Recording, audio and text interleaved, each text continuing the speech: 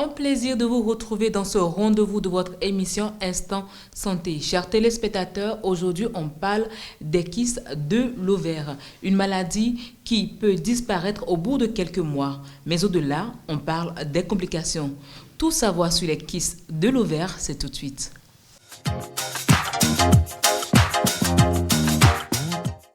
Docteur, les kystes de l'ovaire, comment peut-on les définir? Nous pouvons définir les kystes de l'ovaire comme des tumeurs de l'ovaire. Et quand nous disons tumeur, c'est un processus prolifératif développé aux dépens des différents types de cellules qui constituent l'ovaire. Ici, nous avons l'organe génital de la femme, nous avons l'utérus, les trompes, et l'ovaire se situe à ce niveau. La femme a deux ovaires. Nous avons un ovaire qui est ici, qui est attaché à l'utérus par un ligament ici, et attaché au trompe aussi par un autre ligament. Voilà le second par ici.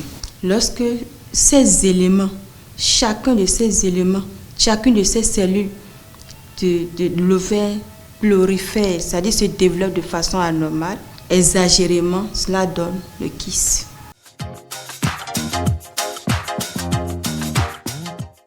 Puisque généralement, elle est chez toutes les femmes aujourd'hui, quels sont les signes pour reconnaître qu'une femme a un kyste de l'ovaire? Souvent, c'est des femmes qui se présentent en consultation pour dire « Docteur, j'ai une douleur dans le bas-ventre, j'ai mon bas-ventre qui est un peu dur, j'ai une sensation de mouvement dans le bas-ventre. » Si c'est une femme qui a accouché déjà, et docteur, c'est tout comme s'il y a un bébé qui bouge dans mon ventre. Ou c'est des signes comme des douleurs qui l'empêchent de se redresser ou des pollakiuries. La personne urie de façon fréquemment. Ou parfois c'est des spanioménorrhées, c'est-à-dire les règles ne viennent pas à temps normal, ça s'espace il y a un long temps avant que les menstrues ne reviennent, ou carrément il y a l'absence des menstrues, ce que nous appelons aménorrhée. Et c'est après avoir évoqué tous ces signes, le gynéco, le médecin les examine, dit nous allons passer à l'examen échographique et là nous découvrons que c'est un kyste qui est présent. Quelles peuvent être les causes des kystes de l'ovaire? Les causes des kystes de l'ovaire, nous pouvons parler d'abord les causes liées à la femme même.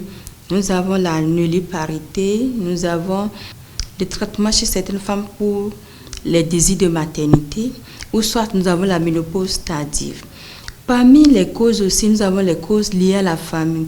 Il y a certaines familles dans lesquelles il y a des antécédents, bien la présence de cancer du sein, de cancer de l'ovaire, de cancer, ça peut être cancer du sein seul dans la famille et la personne développe un cancer de l'ovaire, ou soit c'est des associations et cancer du sein et cancer de l'ovaire. Quand il y a un antécédent dans la famille, la personne est susceptible de faire, c'est pas systématique.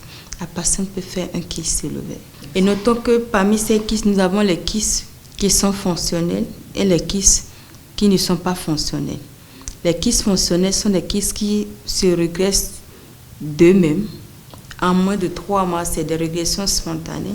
Mais les kystes organiques, ce sont des kystes qui peuvent évoluer et dont le traitement sera essentiellement chirurgical.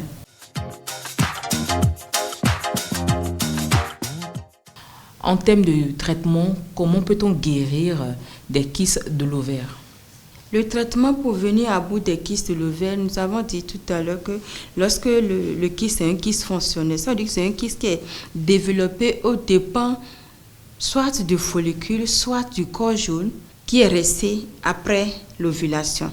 Et si le kyste est fonctionnel, le kyste spontanément, il y a une régression spontanée à moins de 3, ça n'a même pas besoin d'un traitement.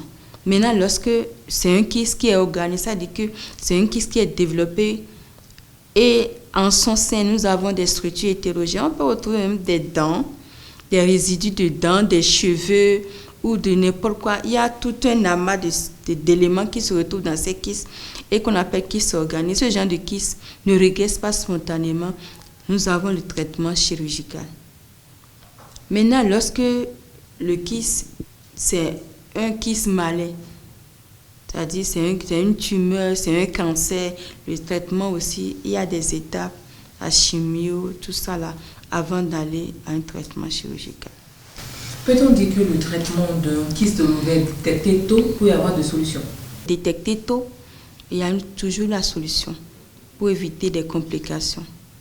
Parce que les complications, n'oublions pas que chez la femme enceinte, le kyste peut donner des menaces d'accouchement. Parce qu'il y a des kystes qui se développent jusqu'à ce que ça peut augmenter, prendre la taille d'un fœtus dans le ventre. Et lorsque si cette femme-là est enceinte, il y a souvent des difficultés de menaces d'accouchement prématuré. Si c'est une intervention, on aura peut-être à faire une kystérectomie suivie à l'extraction du bébé. Donc voilà un peu comment ça se passe au niveau du traitement. Parlons du traitement chirurgical. Est-ce que ça présente également des dangers pour le patient? Parce qu'aujourd'hui, bon nombre de femmes ont peur d'aller faire des opérations. Le traitement chirurgical de kyste de l'ovaire ne doit pas poser de problème et ne pose pas de problème. Nous rassurons les femmes pour dire, lorsque le diagnostic de kyste de l'ovaire et le médecin parle d'une intervention chirurgicale, il ne faut pas avoir peur, c'est un truc qui se passe bien et généralement la personne se rétablit immédiatement. Au niveau des complications précoces, nous avons des complications aiguës. Le kyste peut avoir une certaine dimension.